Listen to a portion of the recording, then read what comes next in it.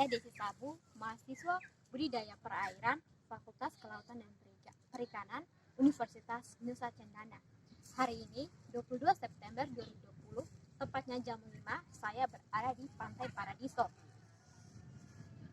Pada kesempatan ini, saya akan membersihkan sampah-sampah di 3 ekosistem, yaitu ekosistem mangrove, lamun, dan terumbu karang. Yang pertama yaitu ada ekosistem mangrove. Ekosistem mangrove merupakan daerah transisi antara laut dan darat. Pantai Paradiso ini, ekosistem mangrove-nya sangat dekat dengan pemukiman warga, juga sangat mudah diakses oleh publik, sehingga tidak heran jika sampah-sampah di sini begitu banyak. Di sini saya sudah kumpulkan beberapa sampah. Yang saya dapatkan adalah sampah jenis plastik dan juga kain. Sebagian besar yang saya dapat yaitu sampah jenis plastik dan kain. Tahukah Anda bahwa sampah jenis plastik dan kain ini berbahaya?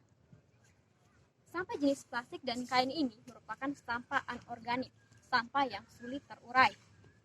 Sampah plastik dengan hantaman ombak dan sinar matahari dapat menjadi mikroplastik. Mikroplastik ini cukup berbahaya karena ikan-ikan kecil di daerah seputaran akan menganggap sampah mikroplastik sebagai makanannya, sehingga berdampak pada tubuhnya sendiri yang akan terkontaminasi oleh mikroplastik tersebut. Kemudian kain, sampah jenis kain juga berbahaya karena sampah jenis kain tidak terurai. Nah, sampah pada plastik dapat melilit akar,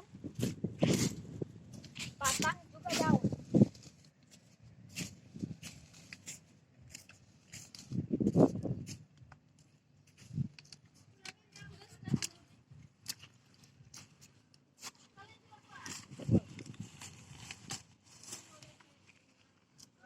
Luhut Panjaitan, Menteri Koordinator Bidang Maritim, dalam suatu workshop pernah berkata bahwa sampah plastik dalam ikan dapat menjadi merkuri, dapat menyebabkan kanker, alergi, juga mutasi gen. Kata dia, bisa-bisa anak cucu kita hidungnya di belakang.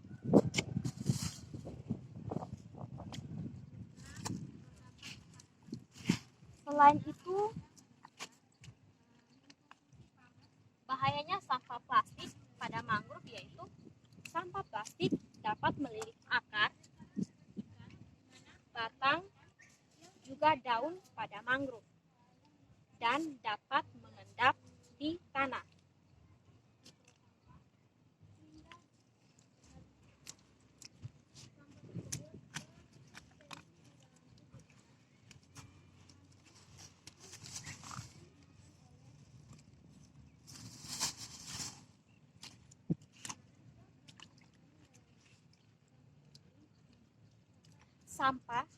Sampah organik, plastik atau kain, karena tidak dapat terurai, saat mengendap di tanah dapat menghalangi akar dari mangrove untuk mengambil nutrisi dari perairan, sehingga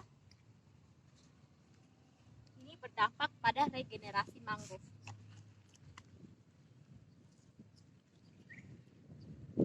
Kemudian, mangrove yang akarnya terhalang atau yang dililit oleh plastik atau kain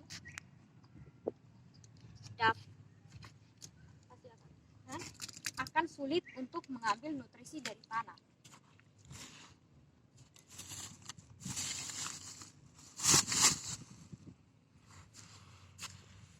Berikutnya, hari ini Sabtu 25 September 2020, tepatnya pukul 9, saya di sini untuk membersihkan padang lamun di Pantai Paradiso.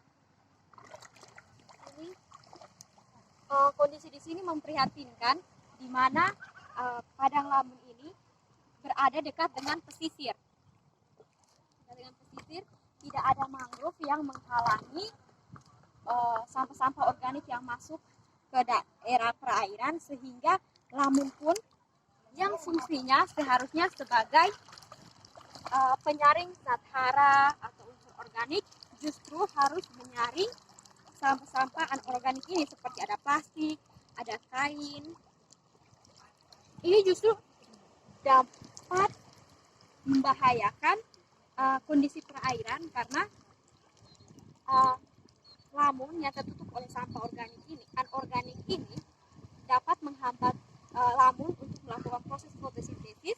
Kemudian lamun sendiri berfungsi untuk menghambat zat hara, sehingga jika lamun tidak bekerja untuk menghambat zat hara akan masuk ke dalam perairan, dan dampaknya itu bisa dilihat itu ada makroalga, maka sepertinya terjadi blooming, sehingga lihatlah makroalga begitu terbawa oleh arus begitu banyak, sehingga seperti tumpukan sampah.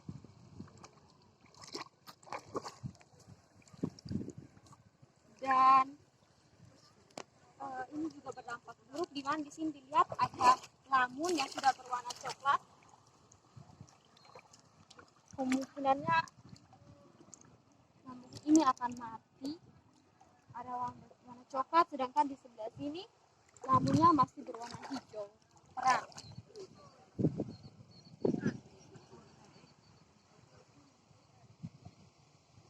Sama seperti mangrove, sampah organik yang masuk, misalnya plastik, kain, itu akan menghalangi lamun untuk melakukan fotosintesis atau mengambil zat hara, sehingga sampah-sampah akan menuju ke lautan. Nah, sampah-sampah yang menuju ke lautan ini karena tidak dapat terurai, maka akan oleh hempasan arus atau ombak, maka akan menjadi mikroplastik yang nantinya ketika dikonsumsi oleh ikan dapat berdampak pada ikan itu sendiri, dan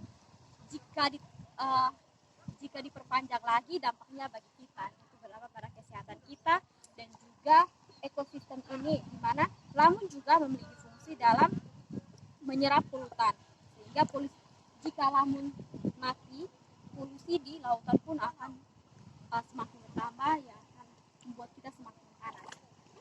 Sekian.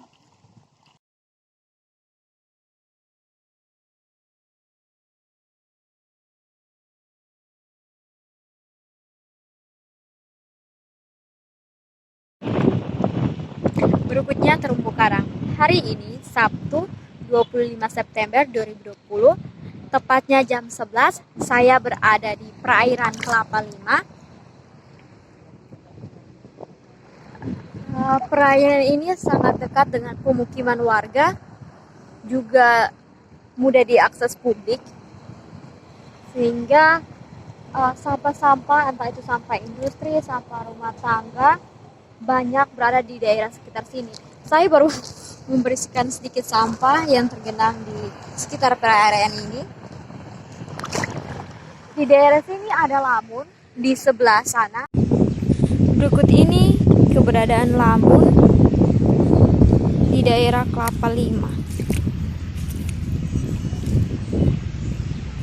Sangat sedikit sekali. Nah, dampak dari kurangnya lamun sehingga banyak unsur hara yang masuk ke perairan ini dapat dilihat seperti ini, di mana ada terumbu karang yang ditutupi oleh makroalga.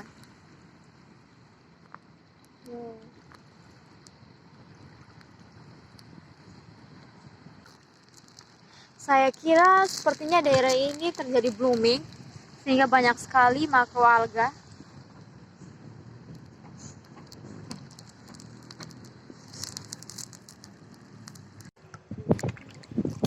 Peran terumbu karang diantaranya sebagai penyerap polutan dan unsur hara dalam perairan. Dengan tidak ada atau matinya terumbu karang dapat mempermudah unsur hara untuk masuk ke perairan dalam. Dampaknya terjadilah blooming fitoplankton ataupun jenis alga.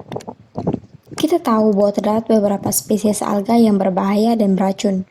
Misalkan dari jenis dari spesies Dinoflagellata yang memiliki biotoksin laut alami. Nah, kerang sebagai pemakan alga dapat mempertahankan toksin tersebut. Namun, manusia yang mengkonsumsi kerang tersebut dapat mempengaruhi kesehatannya akibat dari toksin tersebut, yaitu terganggunya sistem saraf dan otot.